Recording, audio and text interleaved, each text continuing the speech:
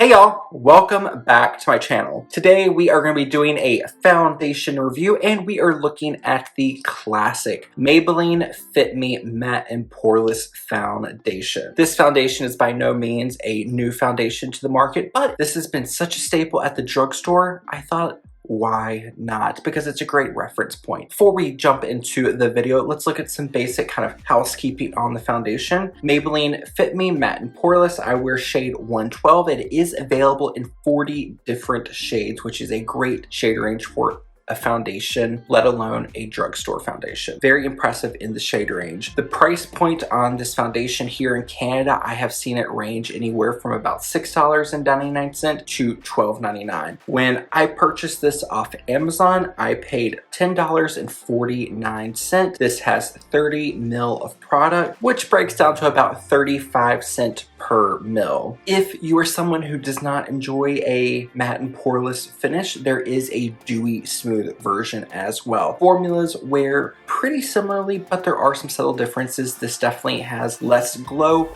but even though this is a matte finish foundation, it is not a flat matte finish. You would like to see how I like to apply this and hear my thoughts from wearing this foundation on and off for a few years. So let's jump right into this video. I've already done eyes because since I'm working with some more bold colors, this had some fall down, so I didn't want anything to fall into the foundation. So just did that. Only thing on my skin right now is my morning skincare and my sunscreen. I forgot to bring my sunscreen with me, but it's one my sister-in-law gave me from Christmas. It is the Monat or Monat, however you want to say it. I think it sounds for modern nature, so that would be Monat. Anyway, I have that sunscreen on. It is a all mineral sunscreen. And do I want to prime? Do I not? Okay, we're gonna prime. I'm hesitant about priming is because when I tried to add a second layer onto the sunscreen, because I'm still working on my sunscreen testing for the videos going up in May, this sunscreen did not want to build on itself very well. So far, doesn't seem like this primer is causing anything to pick up, but I'm also being very kind of conservative with the amount I'm applying. I can't see anything rolling, but I can feel the base wanting to move a little bit. I decided to test this sunscreen out today because the foundation we're reviewing, the Maybelline Fit Me Matte and Poreless, it's not a new foundation. I've had it on and off in my collection for years and I have a good feeling about it, so I was comfortable using a foundation that I haven't reviewed yet with a sunscreen I was unfamiliar with, because at least I know how this works at baseline and it does well with so many different primers. So one downside I don't like about this foundation is it doesn't have a pump. You kind of have to put your finger on it and shake it.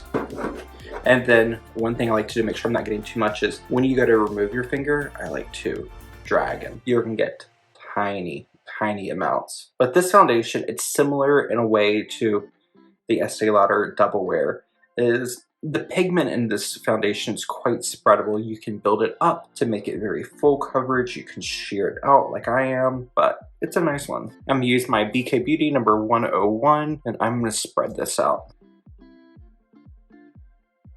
Just taking that little tiny bit on your finger and spraying it between. This foundation spreads out very well. It shears out quite well. It wears very well. I feel like a lot of people have tried this foundation because it's such a drugstore classic. It was beloved by so many people a few years ago on social media. And what I love about it is, I think when I was still living in the US, this foundation was maybe $3 or $5. It was very affordable, because here in Canada, depending on where you're shopping, it's between $5 and $8. And there's, for the drugstore, you've got a nice selection. I think they recently had a shade expansion, so there's some darker shades. So right now, applying it in this thin layer that I am, it's helping to neutralize some of the redness I have, but it's not quite taking over hyperpigmentation. So I'm gonna take a little bit more, build it up where I have concern. Also, I'm kind of avoiding like the forehead recession area, because yesterday I had another PRP treatment and my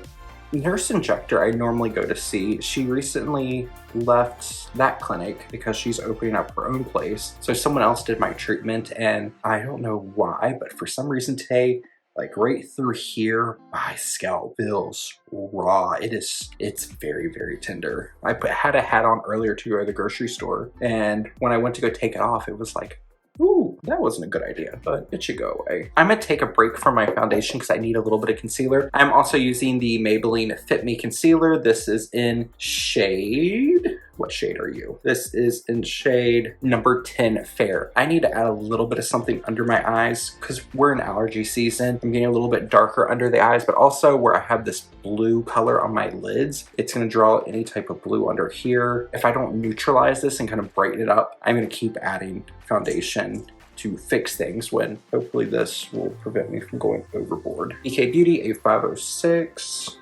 which thankfully these are now available as individuals. I think a week or two ago, these were available to buy individually, so you no longer have to buy the full set. I think the full set is great, but there's definitely some brushes I use more than others. This and a few of the eye brushes are my go-to. This is the standout, the A506 concealer, which is basically a mini size of the BK Beauty 101 Contoured Foundation. Great brush. And a little bit of concealer really helped to brighten that up and made my under eyes look less kind of haggard. The Maybelline Fit Me concealer, it's not one of my favorites. It's a nice one. It's definitely workable. I much prefer the Maybelline Instant Age Rewind concealer, but this foundation is really nice. I prefer it more for spot coverage, less for my under eyes, but I'm figuring this is a great opportunity to try out some of the different products from the Fit Me line.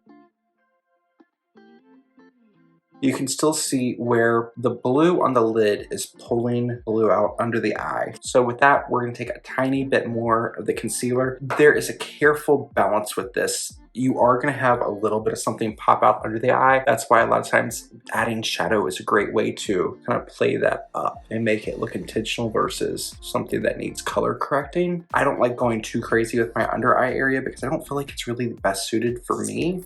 So I'm gonna try to color correct a little bit more, and I'm just going to use the brush to stamp under. Normally when I apply any concealer, I like to stay under the round of my lower eye because I feel like if I go much past that, it kind of blinks out the look of my lower face. It also just, I don't find it's the most flattering for me. I like to keep some of the natural contour there. So patting the brush, making sure I'm not kind of moving that pigment around too much, not disturbing it, going to help me kind of brighten up there. So you can see there versus here. It's not perfect, but we're getting somewhere.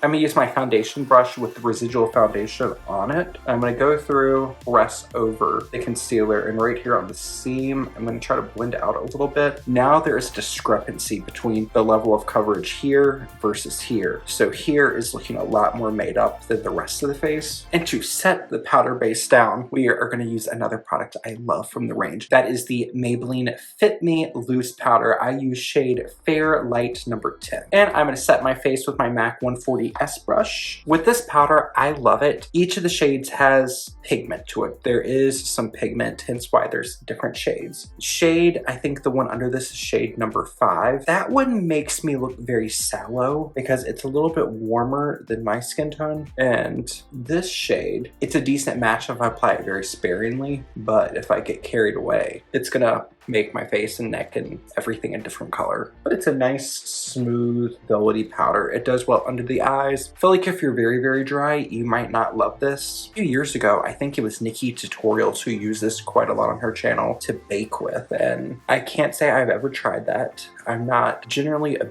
big fan of baking. That's just, it's not the look I like for my makeup. Some people love it, and some people it looks really good on. If you're someone who likes baking and you want to try an affordable powder with some coverage, you might like this one. I'm gonna finish off the rest of the makeup, and I will be right back to give you the final rundown on the Maybelline Fit Me Matte and Poreless Foundation. Alrighty, so here is my finished look. If you're curious to see how I got this look, it will be in a video coming up soon, but let's get into the overall details for the Maybelline Fit Me Matte and Poreless. I use shade 112 Natural Ivory, and this currently is available in 40 shades. One thing I found a little difficult with the shade range, despite there being quite a large range, when I was looking for colors, I didn't see anything that said what the undertone of the shades were. 112, okay, I could handle something a little bit lighter, but not a horrible match. With a little bit of trial and error, you can definitely find a shade for most anyone out there out of the 40 shades. We didn't cover too many of primers and sunscreens I use. I shared that today I'm testing out a sunscreen from the brand Monat. Not a huge fan of it, but that and the combination of the Maybelline Master Prime Hydrating Base, this did really well with the foundation, so that looks great. Over the years, I have used this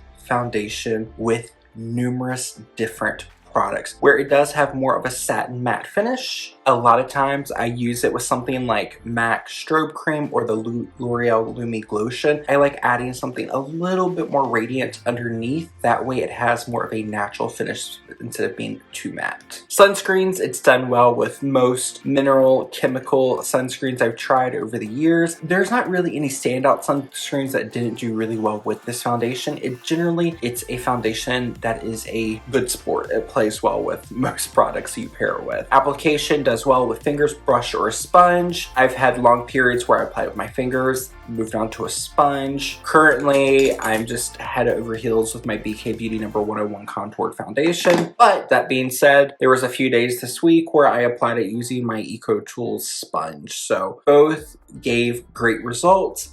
My application depends on what mood I'm in that day, and I really like foundations like this that is going to allow me to have that versatility of what I'm looking for. Let's get into the pros and cons of this foundation. I feel like it goes without saying, this is a really nice foundation. It's been around for years. It's at a great price point. When this first launched, I believe there's only the original Fit Me formula. Then it proceeded to have a matte and poreless, which is what I have, and there's also a dewy smooth version. I've tried the dewy smooth version in the past, and what I found, I like to mix the two of them together. Now I just have the Maybelline Fit Me matte and poreless because between the two, I liked this one a little bit more. For me, it's a little bit easier to wear on its own, but this is not a foundation I feel like it's a holy grail. I feel like this Maybelline Matte and Poreless is a really nice foundation. Several years ago when I was first trying this out, I loved it. It's a foundation. I've purchased 2 or 3 bottles over the years. It was nice, but as I tried different things, I stopped reaching for this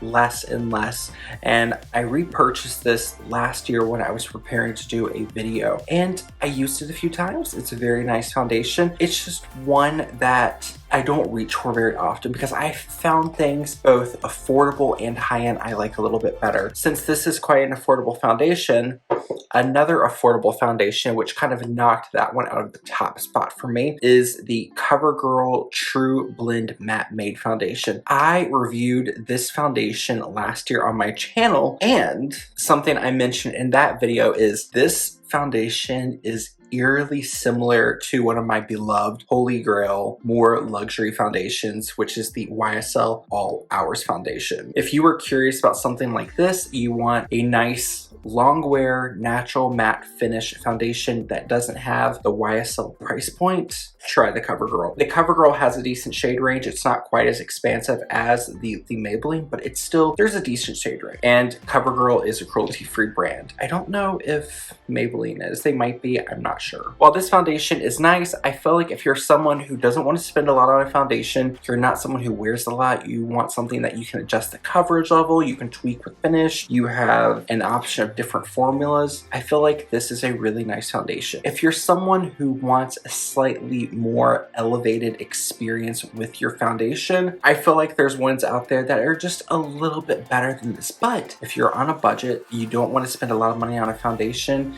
and you're not looking to have any like fancy bells or whistles, I feel like you might really enjoy this. If you're someone who has slightly drier skin, I feel like if you prep well, you could still do the matte and poreless version, but I feel like you would probably enjoy the dewy smooth version a little bit more. I don't know if this is still true, but I remember when I had both formulas, the colors did not quite line up between the two matches. I feel like the dewy smooth formula ran slightly darker than this one. I could be mistaken. It could have been the other way around because it's been a few years since I tried that one, but the shades weren't quite exact between the two. through. If you've tried this foundation, I would love to know your thoughts and your feelings. If you're someone who's never tried it and you're curious to try it now, let me know that as well in the comments down below. If there's any other foundations you would like to see me review in the future, leave them down below, because I'm always taking notes on new foundations because I'm slowly whittling down my foundation collection, and we're gonna need some new foundations to renew in the next couple weeks. So I will see you all later, and I hope you all are taking care wherever it is you are in the world. Bye, y'all.